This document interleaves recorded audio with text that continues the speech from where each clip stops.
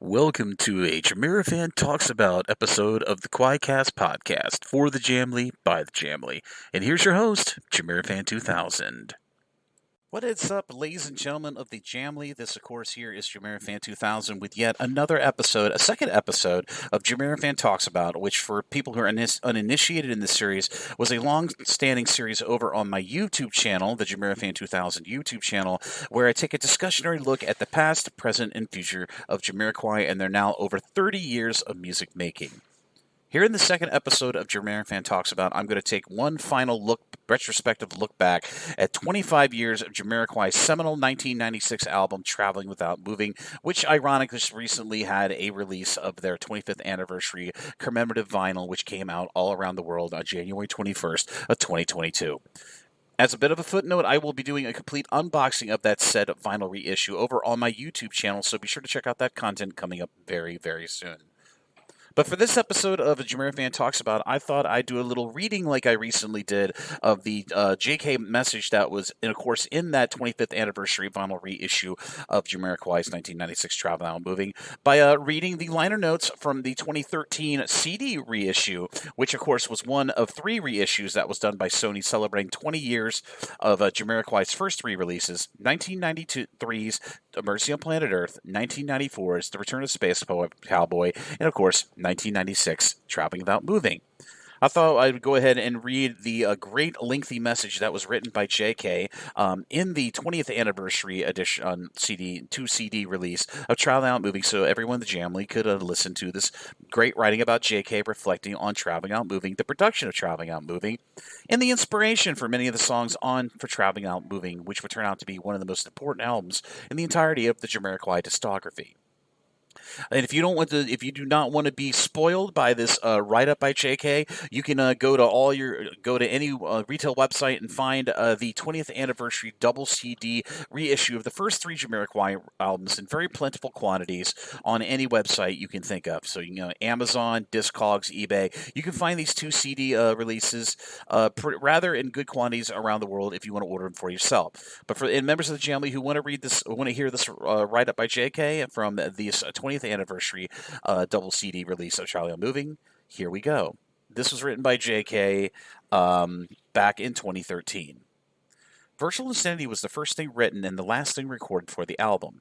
Toby and I wrote in the basement of my little Muse house in Paddington, from an idea I come up with when we were in Japan on the Return of the Space Cowboy tour. Wallace and I had gone for a walk one afternoon in Sendai, which is a huge city, but we must have walked half a mile before we actually saw another living soul. It was in the middle of winter, everything was covered in snow, and there was absolutely no one about. We finally saw a little old lady and asked her where everyone was, and she pointed to these stairs that led us to this whole underground city. It was insane. A proper city, underground city, with all the color and noise you would get in the Japanese streets. It was a mad, mad world down there, which sowed the seed for the chorus. Now, there is no sound, for we all live underground. We weren't specifically writing out the album at the time, so once we added the verse and the piano, we just did a rough demo and we put it all on the shelf. The first track that was actually recorded for the album was High Times.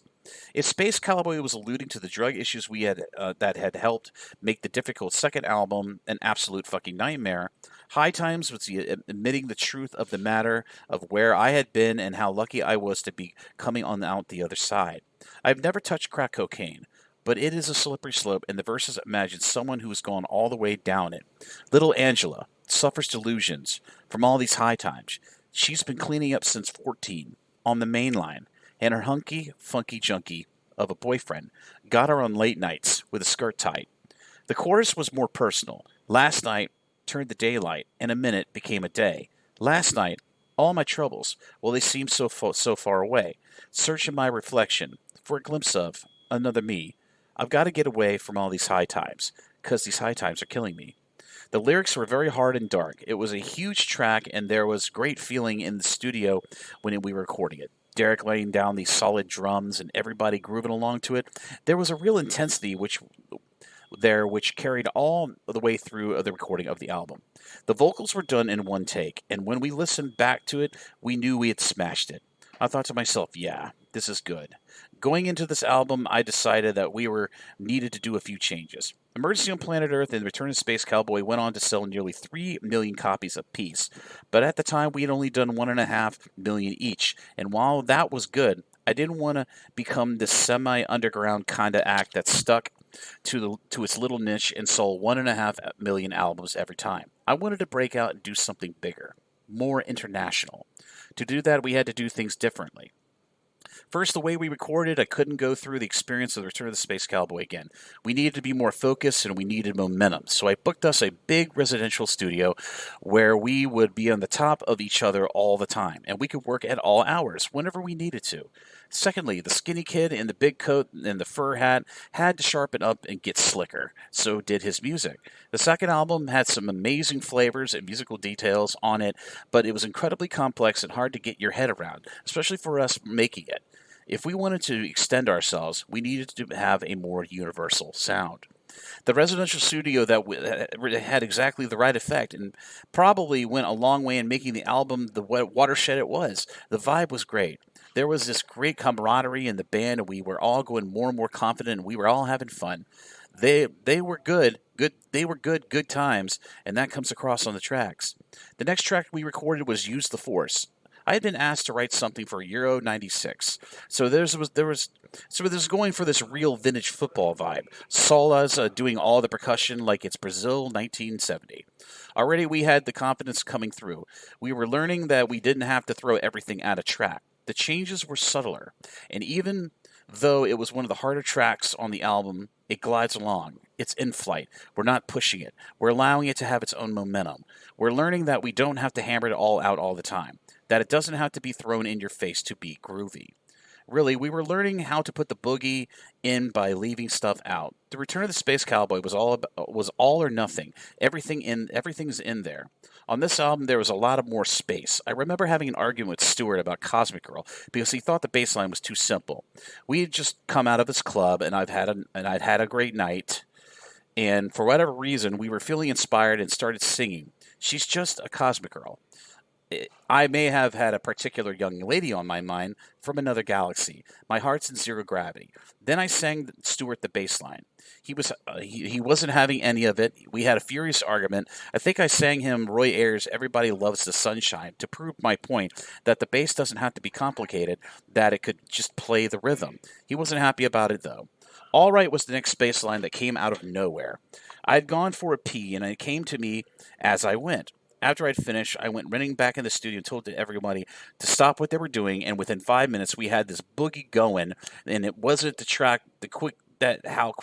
it wasn't true how quickly the track came together. It was such an easy, natural groove, but there's a slickness to the sound, a sveltness, which along with all the gorgeous synthesizers and lovely groove sounds that Toby was using, was exactly the upgrade we needed. It was all about locking into the eternal rhythms and not forcing it with any external ones, and it applied both to the party tracks and, of course, to the chill tracks. Every day, digital vibrations, spend a lifetime, beautiful, spacious tracks that just rolled along naturally and sounded amazing, turned up loud on a good set of speakers at 3 o'clock in the morning after a hard night out. It takes confidence to let a track breathe and do its own, and not overcomplicate it. It took even more confidence at the time. The likes of the Prodigy and the Chemical Brothers were having massive hits with really banging heavy tracks, and there's me wanting to ease off and lighten up and let the groove speak for itself. Meanwhile, I've got the record company coming in, as record companies are wont to do, asking where the singles were. I remember being told that Cosmic Girl was a radio hit and it would only ever be played in gay clubs. And even having it suggested to me that we might have to try being a bit more Britpop. I don't remember exactly who said that, but I do remember them leaving reasonably quickly and possibly the odd thing being thrown at them. You've got to be careful. You've got to be so careful that you protect what you're doing and you don't let someone else come in and ruin it. Making an album is like designing a car. You have the average that looks nothing like the original swooping curvy vision, the one that got everyone excited in the first place. But now, though, there was a real feeling within the band that we knew what we were doing, and that This was the album. We were feeling good about ourselves and starting to enjoy our lifestyle too. You can tell that I'm 26, on the lookout for girls, driving a purple Lamborghini, and being who I am. Especially on the tracks like Cosmic Girl and All Right, which still to this day are the two tracks that everyone goes nuts for at the gigs. Without the doubt, the grinning kid with the skateboard was leaving, and his sharper, better dressed older brother was having his presence felt. The whole flavor of the album was just a bit leaner, just a bit cooler. Not everyone was impressed, though. We played the finished album to the record company, and I was told categorically that there was no singles on it. Where's the big single? They kept saying. We need a big single. Where is it? We thought we cracked it with Cosmic Girl, All Right, and High Times, and we thought we were spoiled for the choices of their singles. But they just looked at us and asked if we had anything else. And in the end, Toby and I relented and said that we did have one other track we were demoed, but hadn't been recorded. I put the tape in, press play, the piano starts, and then the vocals come in. And it's a wonder that man can eat at all. Their exact words when they finished were, "You've done it." I said, "What do you mean, we've done it?" They said, "You've done it. There's a track that we've been waiting for, and it's going to be huge." I didn't get what they were talking about when in a minute they tell me there were no singles, and then the next minute the album was going to be massive. We went in the studio and recorded it, and thanks to a small part to Jonathan Glazier's video, Virtual Insanity catapulted the album and us way out of 1.5 million album league. In the end, Traveling On Moving sold nearly 8 million copies, 1.5 million in America alone, and won an Ivor Novello Award for Outstanding Song Collection. Virtual Insanity won a Grammy and 4 MTV awards, including Video of the Year. I distinctly remember the MTV Awards. It was New York, at the Radio City Music Hall, back when we were a big, big deal, and it was something to be invited, let alone perform or win anything. I slicked myself up for a bit, and everyone was very interested in us and was being very nice. We performed Virtual Insanity, which all went well, and then it was, the winner is Jamiroquai. It was fucking unbelievable. I remember rolling back into the hotel that night, grinning my head off, thinking, this is great, and tomorrow I'm going to wake up, and it's still going to be great, and I'm going to be the man about the town, and I'm so having that. And why not? There's a time to be humble, and there's being humble, and there's pretending to be humble, which is far worse than not actually going. No, it was fucking great. We did it. Bloody right. We whooped everyone else in the arse. It was a long way from unpronounceable underground act to international multi-award winning household name. You've got to take your bit of glory and enjoy it when you get there. Written by JK in March of 2013. Like I said, this 2-CD 20th anniversary 2013 reissue of Traveling On Moving, alongside the other two released albums, Mercy on Planet Earth from 1993 and, of course, The Return of the Space Cowboy from 1994, are available in very plentiful quantities from your local retailer or on your online retailer. So do your own searching online, see if you can find them for yourself. And as an additional help, I'm going to probably, what I'll do is down in the description area of this JamiroFan Talks About episode of the QUAICast, I will put Discog links to all three of those 20th anniversary 2-CD reissues of the first three Jamiroquai albums. And additionally, don't forget the 2022 reissue of the 25th anniversary of Traveling On Movies. Double-colored vinyl is now available everywhere as of January 21st, 2022. So if you get a chance, get that vinyl for your collection and just enjoy the music. And as I preface at the beginning of this episode, I will be doing a complete unboxing of the 25th anniversary double-color vinyl reissue of Traveling On Moving, which was released, of course, on January 21st, 2022, on my YouTube channel. So be sure to check that out very, very soon. Be sure to like and subscribe, and be sure to subscribe to my YouTube channel to stay updated for when that video goes live. As always, this is JamiroFan 2000. I hope you enjoyed this episode of the QUAICast, and if you're enjoying what you're hearing, be sure to follow me on all my social media links that are noted down below in the description area of this episode of the QUAICast, and I'll be sure to try to bring you all the latest news as it becomes available as we roll into 2022. As always, this is JamiroFan 2000. Thank you for listening to this JamiroFan Talks About episode, and I'll see you again really soon with more Jamiroquai-related content here on the QUAICast Podcast. Bye-bye, everybody, and take care.